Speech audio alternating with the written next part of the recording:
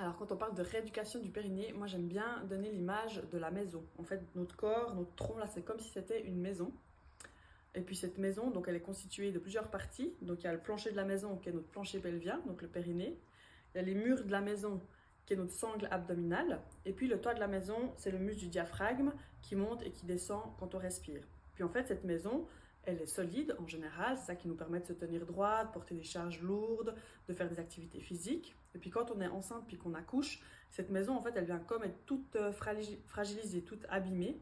Et puis après, une fois qu'on a accouché, le but de la rééducation du périnée et puis de la rééducation physique, c'est de venir reconstruire en fait cette maison.